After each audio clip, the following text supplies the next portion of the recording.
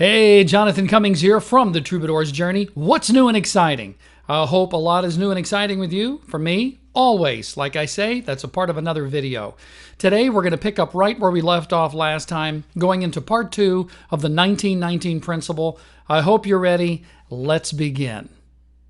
Don't you die with your songs telling you just sing with me.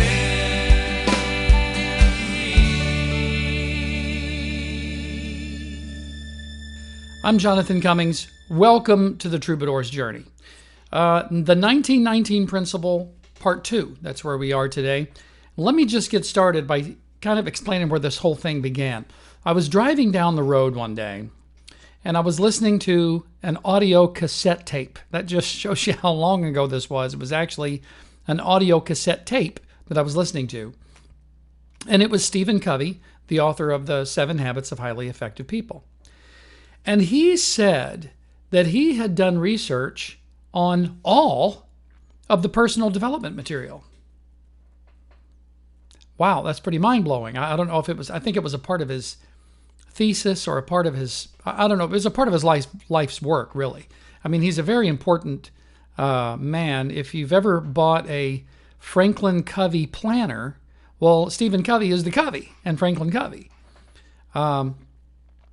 The Franklin, of course, is Benjamin Franklin, so that's just how important Stephen Covey is. But anyway, he said that he noticed a real difference in the material that was written before 1919 and the material that was written after 1919.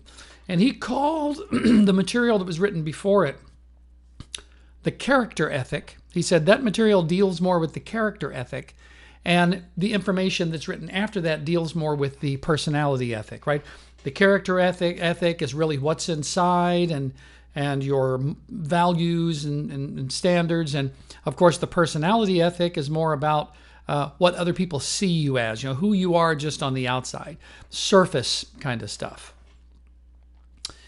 Well, the reason that occurred is because in a time in history, we were coming away from the agricultural epoch, or age. I like to say epoch because it sounds really cool. And we were moving into the industrial age. Okay? And when we did that, it changed our thinking, it changed our DNA, it literally rewrote our arrangement or our agreement with reality. Now, you might say, okay, hold on a second. Yeah, the Industrial Revolution, that started in, 1880, or that started in 1920. The only reason that I use the term 1919 is because that's the term that Stephen Covey used. I'm not really sure in his mind what that demarcation was, but he said 1919, and that's the number that I'm going with, okay? Now, here's the interesting thing. Every time we come out of an age and go into a new age, it changes us drastically as people. Now think about it. For tens of thousands of years, hundreds of thousands of years, we were in the Stone Age, right? And then we came out of the Stone Age, we went into the agricultural age. So we humans were looking at this seed and they were going, wait a minute. You mean I don't have to hunt for food or gather it? I can literally plant these seeds in the ground and food will grow? Now that sounds like magic. It sounds like foo-foo stuff. It sounds exactly the same as when I today am trying to explain quantum mechanics to somebody and they're saying, wait a minute, something doesn't exist at all and you're going to plant it in your mind and then it's going to manifest in reality. Yeah, that's just foo-foo stuff. That's just magic. Well, let's look at the mechanics, shall we? You have corn seed, let's just say. You're going to plant corn. Now, the corn doesn't exist. The corn does not exist anywhere in the universe. Believe me, it's not there. If you cut the corn seed open, you're not going to find little corns in there. The only thing you have in there is the potentiality for corniness, right? You have corn potentiality is what you have. So you plant it in the ground, in fertile ground. It has to be fertile. You give it water, you give it sunlight, and then after a certain gestation period, right? Everything has its own gestation period. A big thing grows out of the ground, and you go and you can pull these big pieces of corn off of it, which you can eat and nourish yourself with. It really is like magic. And when we came out of the Stone Age and went into that age, it changed our agreement with reality. It changed our DNA, literally changed our DNA, I believe. Well, when we came out of the agricultural age and went into the Industrial Revolution, again, it changed our agreement with reality. It changed the way that we thought about things because we're thinking, wait a minute. I'm a carpenter. These people want a table and chairs. I don't have to spend years building it. I can get machinery and programming that mass produces it. I mean, that's like magic. It's like a different way of thinking. It also changed our way of thinking about money. You know, when I was a little kid, I could look at a bicycle in a window and I could go, wow, I really want that bike. And then I could work mowing yards or shoveling snow or whatever until I had accumulated enough money to pay for that bike. But then I knew how much work it took to earn the money that was equivalent to what they're saying the bike costs. So now I can say, wait a minute, do I really want to buy this bike? Or do I want to take this money and buy something else because I know what the money is now worth because I worked for it?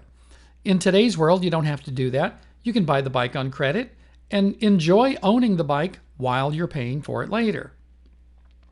It is unnatural to the naturalness of our brains and of our thinking. Now, don't get me wrong here. I am not advocating that you don't use, credit or whatever. I mean, I have credit cards. I've got a Capital One card. What's in your wallet? I've got a MasterCard and a Discover card. Whatever.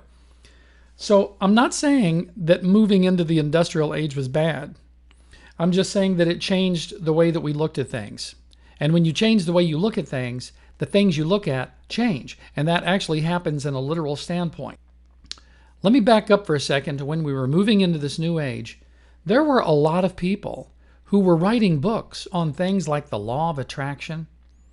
Do you know the very first book that I can find that was written about the law of attraction was written in 1906 by William Walker Atkinson, and it was called Thought Vibration and the Law of Attraction in the Thought World. Now, I have read that book, I think, twice. It is a fantastic book, and I'm going to be advocating some of the teachings of it on this channel. But when the industrial age came in, we were actually headed in a new direction. We were headed in a direction as a species of creator beings, of humans that could use the law of attraction and use quantum physics. We didn't understand the mechanics of it, but we were coming into a time when those things were beginning to be discovered. And then when the Industrial Revolution came in, we changed course and went in another direction, and all of this amazing teachings of these life sciences, they got put on the back burner because we don't need them now. We can just use technology to manifest the things that we want. And now, even in today's age, as we've moved from the Industrial Revolution into the Information Revolution, we don't even have to mass produce anything. We can just download it. If you're on the space station and you need a wrench and you don't have that size, well, we can just email you the code from Earth and you can 3D print yourself one. Okay? So we really have rewritten our agreement with reality. But if we back up and look at this stuff that was beginning to be understood, and there's a lot of books that are written about the law of attraction and quantum physics and meditation and all of these fields of study today, but here's the point. If you study these sciences or learn these sciences with a modern day concept of reality superimposed upon it, you're not going to do nearly as well as if you have what I call the 1919 mindset. And there were people who lived after 1919 that still had the 1919 mindset because they still came from that generation. But I would be willing to guess that if you're watching this video, you didn't come from that generation. I was born in 1964, so I'm right on the cusp of I'm either the very last baby boomer or the very first MTV kid, and I consider myself actually to be a little bit of both. But the entrance of the industrial age taught us that we did not need to be creator beings or manifestation beings because we don't need to. We can just mass produce the things using technology. It's a lot more fun to download something, but it's a lot more rewarding to actually manifest it. Okay? And this is why I think that a lot of millennials today lead a life that's somewhat empty, because their mindset is of this age when really we've taken a detour away from proper thinking. And what I'm suggesting is it is far more beneficial to live in a modern world, to take on all of the benefits of modern technology and the digital world, but yet approach it with a 1919 mindset. And that's really what I'm talking about here. Think about it. Manifesting was like magic to the people who lived in 1919, just like planting corn was magic to the people who lived hundreds of thousands of years ago. It was the same thing. It was readdressing something happening in the natural world that they don't understand. And we've put all of the life sciences, such as quantum physics and the law of attraction and meditation and neuro-linguistic programming, we've kind of set that aside because when you're pushing buttons and downloading things and we're bombarded with all of this technology, we really don't need that. I'm suggesting a new way to kind of looking at things. And really what I'm talking about here is this is one of the four cornerstones of understanding what the troubadour's journey is about. The troubadour's journey is my philosophy. It's my psychology. It's my way of looking at reality and being able to attract the things into my life that I want. Now, if you've ever tried to use the law of attraction and it's failed, or you've tried to manifest something and it didn't work out right, why don't you try what I'm advocating here? And this is just the beginning of this journey. We have a long way to go, but keep in mind that you don't want to fast forward through this stuff. You don't want to get it right now. That's just cheating your brain, like we talked about in the previous video. If you didn't hear that, I suggest you go back to the previous video and watch that, and it'll kind of explain why you don't want to cheat your brain just like you don't want to cheat your body. And that's explained in the previous video. These videos are set up to where they really should be watched in sequence from each other, because I can't say the word sequential for some reason. But that's okay.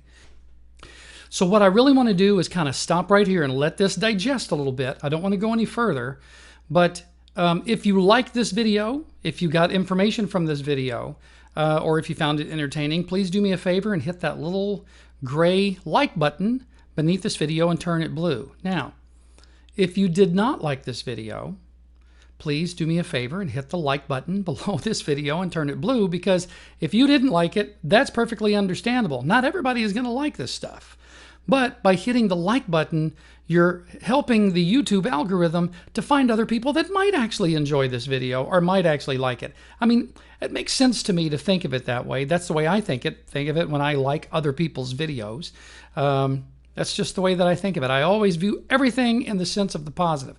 Nothing negative happens in my life. It's really crazy when you view things like that. So I will see you on the next video, and don't die with your song still in you.